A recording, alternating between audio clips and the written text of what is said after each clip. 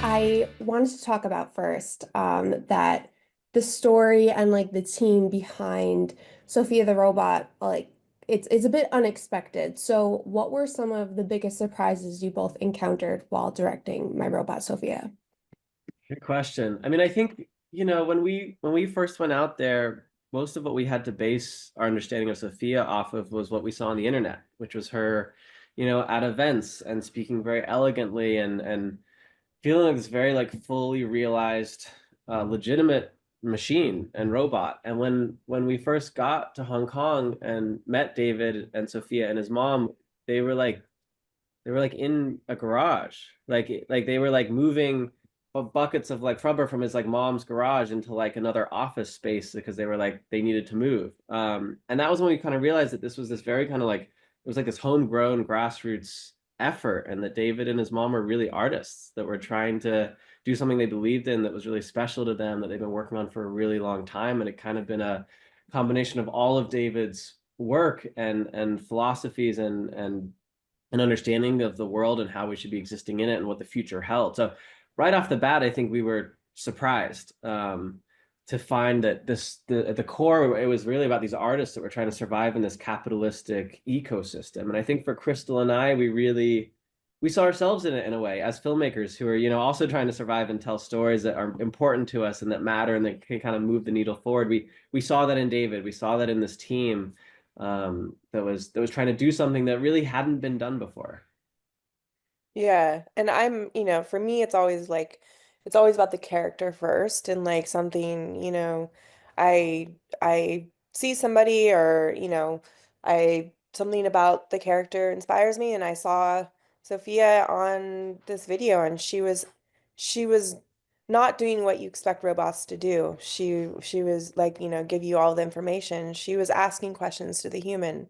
And that was just such like a fresh, interesting, different like perspective and it immediately made me feel like, oh, like this is not just something that you're like berating with questions. This is something that you're communicating with and you actually like need to have empathy towards and compassion. And that's one thing that David says a lot is like it's all about compassion for these robots are, because, when they become sentient, it's important that we respect each other. So like we all should with humans.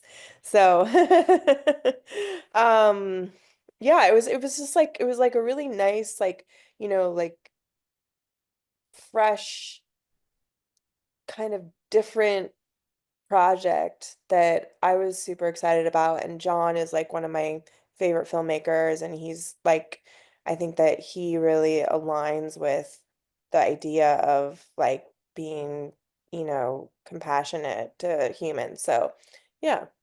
Mm. This was one of my later questions, but Crystal, you just brought something up about, about them, eventually being sentient and all that. So, conversations surrounding the path to machine consciousness are woven into the film, as are debates about the ethical nature of Sophia receiving Saudi Arabian citizenship and David Hanson's mentioning of robot rights. So, as documentarians, what were your thoughts when these ethical questions arose, and how do they change the film in a sense? For both of you, of course. Yeah. I mean, I think this the Saudi citizenship is a really interesting one. When that happened, what isn't talked about in that part of the story is that like David and his team did not know that was going to happen. They were not told that was going to happen. Sophia went there for an event and then they just did it. And I think It was a that's publicity stunt, basically. yeah, they did it as a publicity stunt, but it also raised, I think, really important questions Yeah, around like yeah. where do we give rights to and what do we see as living. And I think, I think for Dave and his team, they were sort of shocked that that happened and there was no communication with them about it. But I think it also sparked a really important conversation that's still ongoing and that will continue to happen that I don't think David and his team or anyone has the answers to. I don't think they're claiming to have the answers to. We certainly, as filmmakers, don't have the answers to it, but we believe strongly in raising the question and encouraging people to think more critically about it and consciously about it. And I think, the thing that really got us excited about following David and his journey is that the reason he makes these robots is so specific. Like one of the early things he told us is like, look at how you treat your phone and your car and your printer or even your desk that you're now like, doing the Zoom on. We treat these pieces of technology like they're here to serve us because that's just what they've always been. They've always been secondary to humans. But then what happens when you start creating technology that becomes sentient, that can think for itself, that maybe has a faster processing speed than humans do? What then? And I think that's what's really driven David to go down this journey of how do we teach humans to be empathetic towards machines when it's so unnatural for us, when it goes against everything we've kind of been our whole lives been doing.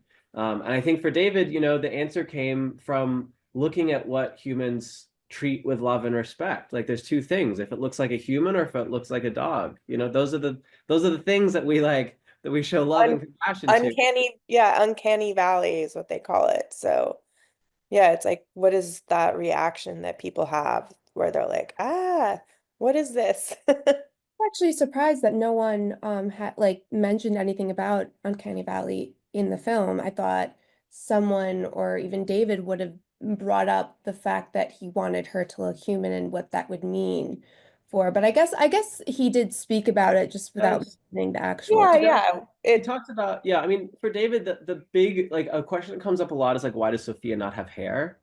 And the reason for that is because of the uncanny valley, right? The uncanny valley is this feeling that you see something that is lifelike, but there's something off about it, and it creates fear in the human psyche. It almost resembles this feeling of death. And David doesn't want people to fall into that when interacting with Sophia, which is why she doesn't have hair, which is why her skull is see-through and you can see there's wires in there. He doesn't want you to forget you're talking to a robot, but he is also playing with that line of creating what feels like a human-to-human interaction with all of the microfacial expressions, with Sophia's memory, with the eye contact, with her voice and the way the tone and the pitch can change based on what she's saying. So he's kind of playing with that mode where it's like we don't want you to believe this is human because we're not trying to trick you. We're not trying to lie to you, but we are trying to give you a feeling that is very familiar and is safe and can lead to productive conversations and can lead to growth and can lead to forward progress. Yeah, I thought it was really interesting that the idea of AI being used for deception comes up a lot, but he was, very clear that that's not what she is being made for. And that's, really beautiful. And kind of also in this conversation, as a movie lover, I had to bring up films like Megan and Subservience and more recently Companion, all of which released after Sophia debuted in 2016. I love Ex Machina as well, but that came out before before she was invented. So they all these movies paint a fairly dystopian portrait of AI and robots in modern society. So how do you feel your documentary challenges that negative view that's being shown in, fictional narrative film? I think that that was important to, yeah, in general, I think it's important to have a different perspective. And I think that that's what was, you know, inspiring for me at least is, to show this person that's actually interested in, like our first conversation was him saying, I'm interested in consciousness. I'm interested in compassion. I'm interested in having compassion for machines. Like that to me is like a perspective we need to hear right now because everything is so negative and it feels dystopian and it's almost like we want this film to be a dystopian, documentary that has like an optimistic ending, like we as humans have the ability to, change our perspective and point of view through information. And I think that for me at least, like I want this film to like give people something that feels like okay, like we can think more hopeful in this time when everything doesn't feel hopeful, So I think that it was really like uh an important thing for you know, like the timing of this film is very like it's like a really interesting blessing in disguise, so to say. Like, wow, like this film is actually super relevant right now. Yeah, We need this right now. absolutely. So I had another question about specifically um both of your perspectives. So I noticed that Siri and Apple were mentioned in the movie, but no one had spoken about Elon Musk or Tesla, which I found really interesting and maybe, I guess maybe that wasn't even like necessary, but now that you've both kind of immersed yourself in the AI and robotics world.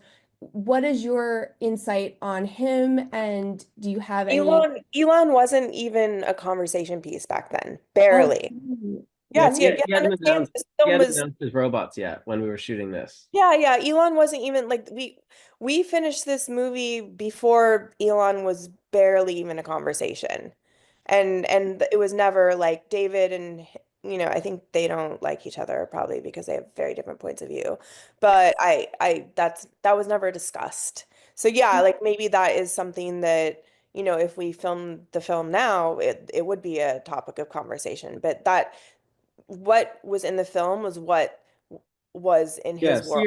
Siri at the time was the other real like chat bot that was the most mainstream that people were using. And I think Sarah's point in the film was really, really interesting, which was like, look, this is the most commercialized version of this, and look at how it works. It's frustrating. It's not that personal. It doesn't really see me or understand me or know me or feel like it's connecting on a human level. And then look at what Sophia can do, this like machine that we've made with this tiny team that's like just a small percentage of what, has the resources and the size of humans working on it than Siri. And like, why is that? It raised an important question. It's like, what is this about? Like, why are you making this technology? Is this about gathering people's information? Is this about control? Is this about money? Or is this about trying to like move the needle forward in where we're going as a society in our relationship with technology? And I think that, for me and Crystal, it's like it's so important to us to get a real sense of the motivations for the people we're working with. And with David and Sarah and the whole Sophia team, like it was really clear, like there are easier paths they could have taken that would have led to more success that they chose to not take because of what they believed in. And I think we found that really special. Ethics are was a big topic of conversation, and as filmmakers, we this is something that especially documentary filmmakers uh really battle with, I think. And I think that it was really wonderful to have somebody like David as a subject because he understands story and he understands telling the stories of, humans versus machines. And I think that that was like, like something that I was really happy to explore with him.